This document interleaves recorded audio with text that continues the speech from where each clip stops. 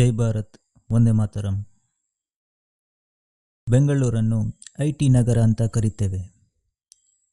ಈ ಐಟಿ ನಗರ ಅಲ್ಲದೆ ಅಲ್ಲಿ ಇಂಡಸ್ಟ್ರಿಯಲ್ ಏರಿಯಾ ಕೂಡ ಇದೆ.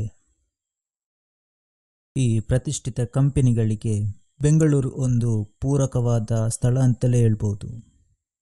ಇನ್ನು ರಾಷ್ಟ್ರದ ಪ್ರಮುಖ ಕೇಂದ್ರಗಳು ಇಲ್ಲಿ ಬೆಂಗಳೂರಲ್ಲಿವೆ. ಇಸ್ರೋ ಇರ್ಬೋದು, DRDO ಇರ್ಬೋದು, HLA ಕೂಡ ಇರ್ಬೋದು. ಹೀಗೆ ರಾಷ್ಟ್ರಕ್ಕೆ ಸಂಬಂಧಪಟ್ಟ ಇನ್ನೂ ಹಲವಾರು ಕಂಪನಿಗಳು ಬೆಂಗಳೂರಿನಲ್ಲಿವೆ. ಇನ್ನು ಬೆಂಗಳೂರಿನ ಅವಳಿ ನಗರ 40 ಕಿಲೋಮೀಟರ್ ದೂರದಿಂದ ತಮಿಳುನಾಡಿನ ಹೊಸೂರಿನಲ್ಲಿ ತಲೆ ಎತ್ತಲಿದೆ. ಈ ಹೊಸೂರು ತಮಿಳುನಾಡಿನ ಅಧೀನದಲ್ಲಿ ಬರುತ್ತದೆ.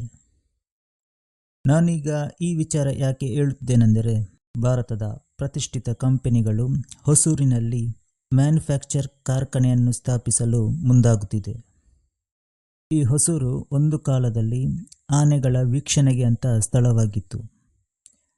ಆದರೆ ಈಗ ಅಲ್ಲಿ ದೊಡ್ಡ ದೊಡ್ಡ ಪ್ರತಿಷ್ಠಿತ ಕಂಪನಿಗಳು ಅಲ್ಲಿ ಉತ್ಪಾದನಾ ಸಂಸ್ಥೆಯಾಗಿ ಮಾತ್ರವಲ್ಲದೆ ಈ ತಂತ್ರಜ್ಞಾನ ಕ್ಷೇತ್ರದಲ್ಲಿ ಕೂಡ ಅಲ್ಲಿ ಕೆಲವೊಂದು ಕಂಪನಿಗಳು ಅಲ್ಲಿ ತಲೆ ಎತ್ತುತ್ತಿವೆ. ಇನ್ನು ಬೆಂಗಳೂರಿನ ಅವಳಿ ನಗರವಾಗಿ ಹೊಸೂರು ಮಾರ್ಪಾಡಾಗುತ್ತಿದೆ. ಇನ್ನು ತಮಿಳುನಾಡಿನ ಹೊಸೂರು ಅಲ್ಲಿನ ವಿಕಾಸಗಳನ್ನು ಭಾರತದ ಪ್ರತಿಷ್ಠಿತ ಕಂಪನಿಯಾದ ಟಾಟಾ ಮುನ್ನಡೆಸುತ್ತಿದೆ. ಇನ್ನು ಭಾರತದ ಜಮ್ಶೆಡ್ಪುರದ ಹಾಗೆ ಈ ಹೊಸೂರನ್ನು ಕೂಡ ಅಭಿವೃದ್ಧಿ ಪಡಿಸಲಾಗುತ್ತದೆ ಅಂತ ಮಾಹಿತಿ ಬರ್ತಾ ಇದೆ. ಇನ್ನು ಇಲ್ಲಿ ಪ್ರತಿಷ್ಠಿತ ಕಂಪನಿಗಳ ತುಂಬ ಕಾರ್ಖಾನೆಗಳಿವೆ.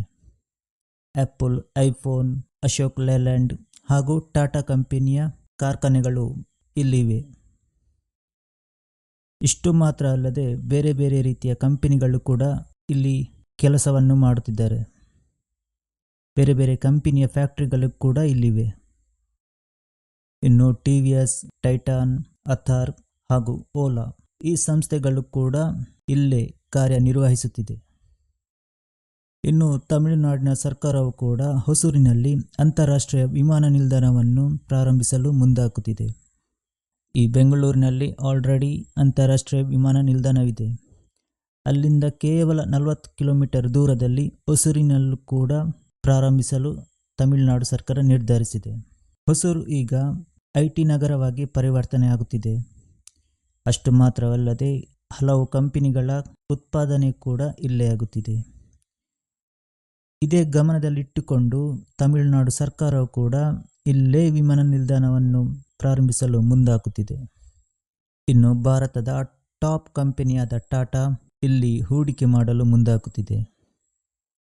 ಟಾಟಾ ಮಾತ್ರವಲ್ಲ, ಬೇರೆ ಬೇರೆ ಕಂಪನಿಗಳು ಕೂಡ ಇಲ್ಲಿ ಹೂಡಿಕೆ ಮಾಡುತ್ತಿದೆ. ಒಂದು ವೇಳೆ ಇಲ್ಲಿ ಹೊಸೂರಿನಲ್ಲಿ ವಿಮಾನ ನಿಲ್ದಾಣ ಪ್ರಾರಂಭವಾದರೆ ಬೆಂಗಳೂರಿನ ವಿಮಾನ ನಿಲ್ದಾಣಕ್ಕೆ ಸ್ವಲ್ಪ ನಷ್ಟ ಉಂಟಾಗುತ್ತದೆ. ಇನ್ನು ಹೊಸೂರಿನ ಬಳಿ ವಿಮಾನ ನಿಲ್ದಾಣ ಸ್ಥಾಪನೆ ಆದರೆ ತಮಿಳುನಾಡು ಸರ್ಕಾರ ಹಾಗೂ ತಮಿಳುನಾಡಿಗೆ ಇನ್ನಷ್ಟು ಹೂಡಿಕೆ ಬರುವ ಸಾಧ್ಯತೆಗಳಿವೆ. ಯಾಕೆಂದರೆ ಹೊಸೂರು ಈಗ ಆಲ್ರೆಡಿ ಇಂಡಸ್ಟ್ರಿಯಲ್ ಏರಿಯಾ ಆಗಿದೆ. ಈ ಬೆಂಗಳೂರು ಹೇಗೋ ಹಲವು ಕಂಪನಿಗಳ ತವರೂರು ಆಗಿದೆ, ಅದೇ ರೀತಿ ಹೊಸೂರು ಕೂಡ ಹಲವು ಕಂಪನಿಗಳ ತವರೂರಾಗಿ ಮಾರ್ಪಾಡಾಗುತ್ತಿದೆ. ಇನ್ನು ತಮಿಳುನಾಡು ಸರ್ಕಾರವು ಕೂಡ ಅಲ್ಲಿನ ಹೂಡಿಕೆದಾರರಿಗೆ ಅವರಿಗೆ ಪೂರಕವಾಗುವಂತಹ ವಾತಾವರಣವನ್ನು ಕಲ್ಪಿಸಿದ್ದಾರೆ. ಹೀಗಾಗಿ ತಮಿಳುನಾಡು ಹೂಡಿಕೆದಾರರನ್ನು ಆಕರ್ಷಿಸುತ್ತಿದೆ. ಈ ತಮಿಳುನಾಡಿನ ಹೊಸೂರು ಬೆಂಗಳೂರಿನ ಕಾಂಪಿಟೇಟರ್ ಆಗಿ ಹೊರಹೊಮ್ಮುತ್ತಿದೆ. ಇನ್ನು ಕರ್ನಾಟಕದಲ್ಲಿ ಹೂಡಿಕೆದಾರರನ್ನು ಆಕರ್ಷಿಸಲು ಈ ಕರ್ನಾಟಕ ಸರ್ಕಾರ ಇನ್ನಷ್ಟು ಯೋಜನೆಗಳನ್ನು ರೂಪಿಸಬೇಕಾಗಿದೆ.